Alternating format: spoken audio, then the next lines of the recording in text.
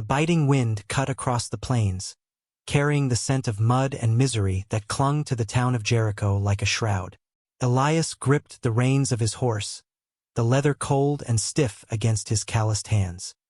His 3 children were back at the ranch, a day's hard ride away, their coughs a hollow echo in the silence of his memory.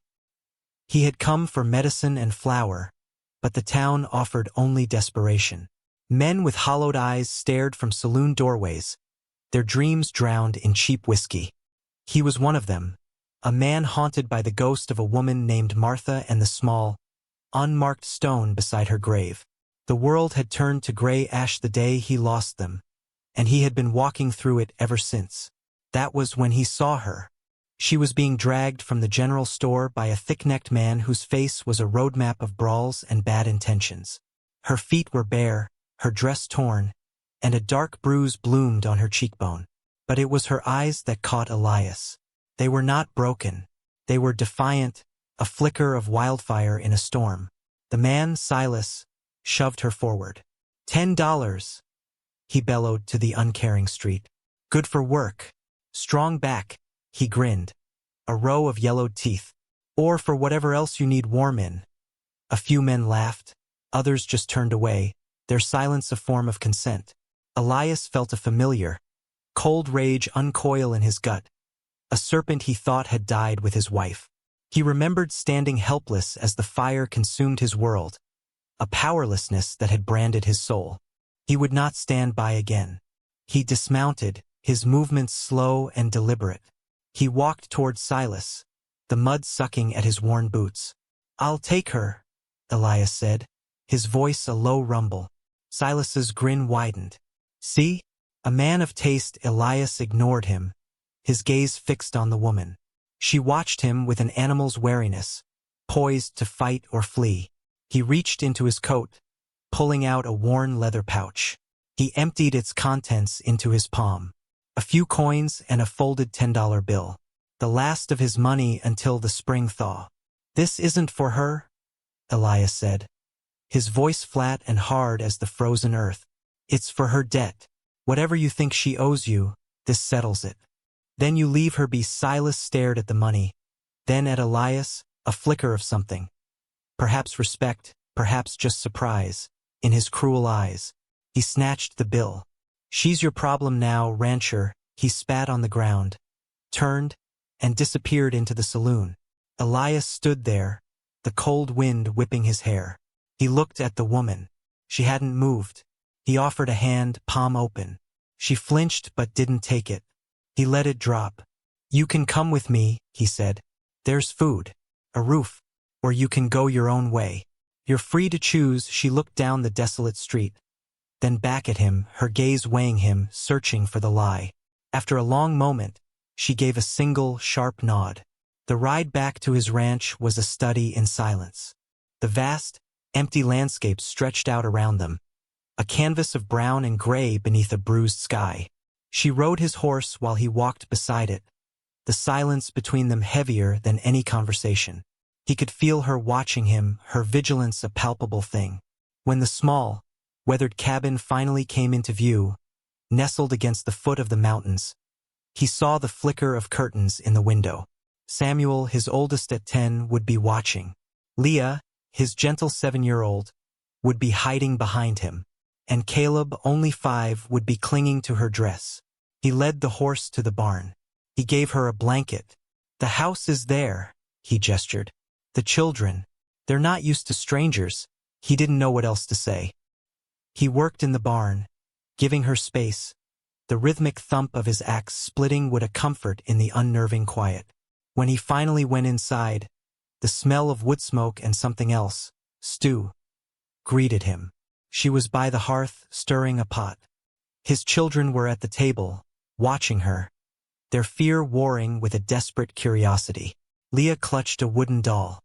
The woman hadn't spoken a word, but she had found the dried meat and vegetables. She had made a meal. That night, after they ate in a silence broken only by the scrape of spoons against bowls, he took her outside. He walked her to the small, fenced-off plot on the hill overlooking the valley. Two wooden crosses stood against the darkening sky. One was taller than the other. "That was Martha," he said, his voice rough. "My wife. The small one. That was our boy." Daniel, he didn't look at her. He just stared at the graves, at the physical shape of his failure. The fire took them. He turned and walked back to the house, leaving her alone with his ghosts. Days bled into weeks. The harsh winter held its grip on the land, but inside the small cabin, something was beginning to thaw. He never asked her name, and she never offered it. She was simply a quiet presence, a ghost of a different sort. She moved with a silent efficiency, mending the children's clothes with thread she'd salvaged, brushing the tangles from Leah's hair with a tenderness that made his throat ache. He would watch her sometimes, when she thought he wasn't looking, her hands gentle on the dough for bread, her eyes distant as she stared into the fire. He saw the long, faded scar that ran the length of her forearm, a story he didn't dare ask her to tell. He had scars of his own, a thick, gnarled one across his knuckles from a fist that had met a wall in a moment of unspeakable grief. They were two broken things, living in the quiet spaces left by words. The children were her bridge to the world. Caleb, who had been so wary, started leaving her small treasures. A smooth stone, a bird's feather. One afternoon, Leah, who had barely spoken since her mother's death, walked up to the woman and held out her doll. "Her name is Daisy," she whispered. The woman knelt, her bruised face softening into the first real smile Elias had seen. "She's beautiful," she said, her voice husky from disuse. That smile was a crack of light in the gloom, and Elias felt a dangerous warmth spread through his chest. He was beginning to forget what her presence meant, what danger she might have carried with her. He was beginning to see her as just a woman, one who brought a quiet sort of healing to his broken home. One night, a fever took hold of Caleb. His small body burned, and his cries were weak and pitiful. Elias was clumsy with panic, his big hands useless. But the woman was a pillar of calm. She bathed the boy's forehead with cool water, brewed a bitter tea from herbs she'd found dried in the pantry, and murmured soft, nonsensical things to him until his cries subsided into sleep. Elias watched her, a phantom pain twisting in his heart. It was how Martha would have been. Calm, capable, port in the storm. Later, when the house was finally still and the boy was sleeping peacefully, they sat by the fire, the flames casting dancing shadows on the rough-hewn walls. The air was thick with unspoken things. "Thank you," he said, the words feeling inadequate. She merely nodded, her gaze on the flames. He had to know. He had to give her a name beyond the woman.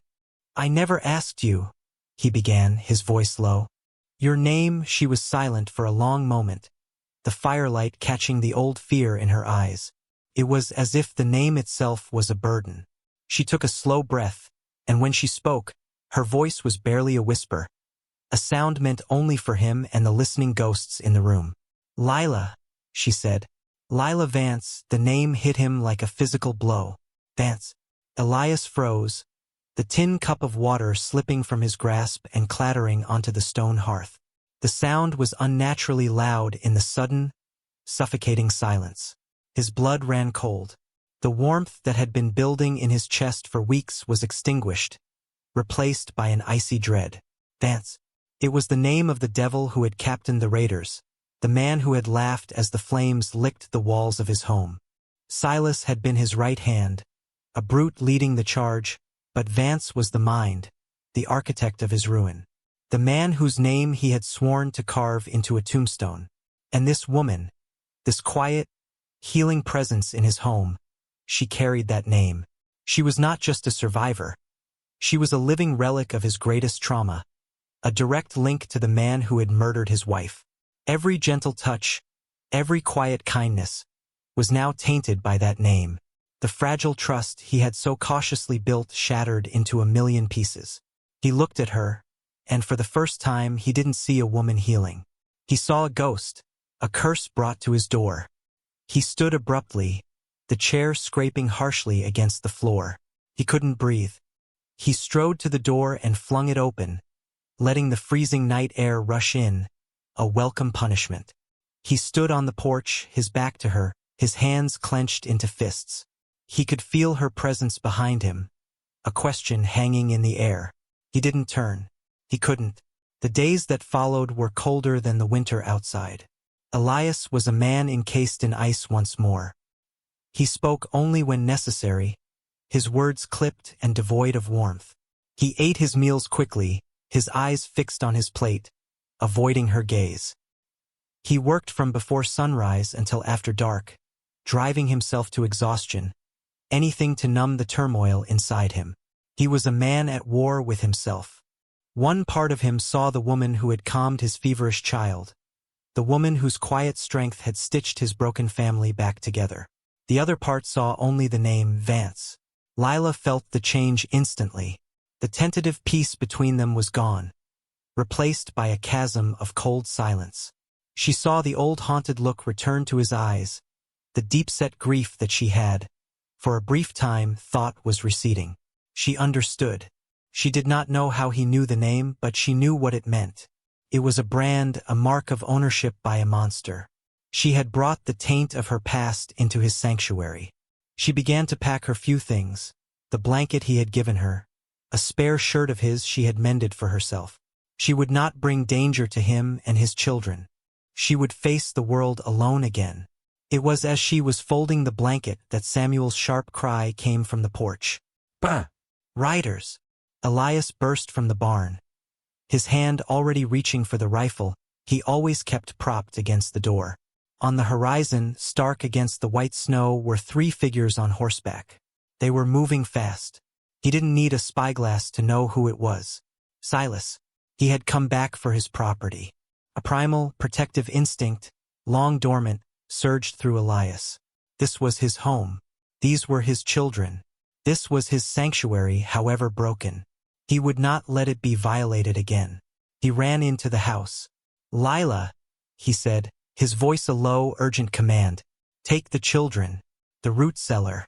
Now Leah and Caleb were already crying, clinging to Lila's legs. Samuel stood his ground, his small face a mask of fear and determination. Lila looked at Elias, at the rifle in his hands, and then at the approaching riders. The old fear was in her eyes, but something else was there now too. A hard, defiant strength. "No," she said, her voice clear and steady. "I will not hide." She picked up the old, heavy shotgun that had rested above the fireplace since his father's time. She checked the breech. It was loaded. He will not take anyone else from this house in that moment. She was no longer Lila Vance, a name tied to a dark past. She was Lila, a woman reclaiming her life. The riders were at the fence. Silas dismounted, a cruel sneer on his face. "Came for what's mine, rancher," he yelled. "I got a better offer for her now." Elias raised his rifle. "She owes you nothing. You turn around and ride out, or you'll be buried here." Silas laughed, a harsh, ugly sound that echoed in the cold air. "Just like your wife, eh?" She screamed real pretty when the fire. The word was cut short by the crack of Elias's rifle. The fight was swift and brutal. It was not a battle of strategy, but of pure, raw desperation. Elias moved with a deadly purpose he thought he had buried with Martha. The grief in his heart honed to a fine, sharp edge. A bullet grazed his arm, a searing line of fire, but he barely felt it. He was a man reawakened. One of Silas's men fell. The other lost his nerve and fled. It was just Silas now, using his dead horse for cover. He was screaming taunts, vile words about Martha, about Lila. At a crucial moment, as Elias was reloading, Silas rose to take a shot. A deafening boom erupted from the porch of the cabin. The shotgun blast caught Silas in the chest, throwing him backward into the snow. Elias didn't hesitate. He sighted down his rifle and fired one last, final time. And then silence. A profound, ringing silence descended upon the valley, broken only by the mournful whistle of the wind. The threat was gone. The snow around Silas's body was already turning a dark, ugly red. Elias leaned against the fence post, the rifle suddenly heavy in his hands. The pain in his arm flared, hot and insistent. Lila ran to him, the shotgun dropped in the snow. Her hands were shaking, but her eyes were clear. She tore a strip from her dress and began to wrap his wound, her touch firm and sure. The cabin door opened, and the children spilled out, their faces pale. They ran to him, to both of them, their small arms wrapping around their legs, a tangle of limbs and relieved sobs. Elias looked down at them, then at Lila, her face so close to his, her brow furrowed in concentration as she tended to him. He saw the scar on her arm, the bruise on her cheek, the fierce light in her eyes. He no longer saw the name Vance. He saw only Lila. The past was not gone. Its scars remained on his body, on her arm, on the very land they stood upon. But its power was broken. It began to snow again, soft, heavy flakes drifting down from the gray sky. It was not a storm, but a quiet cleansing. Elias looked up at the two graves on the hill, then back at the small, huddled group before him. His family, forged in loss and now remade in fire. It was not the life he had chosen, but it was life. And for the first time in a long, long time it felt like enough.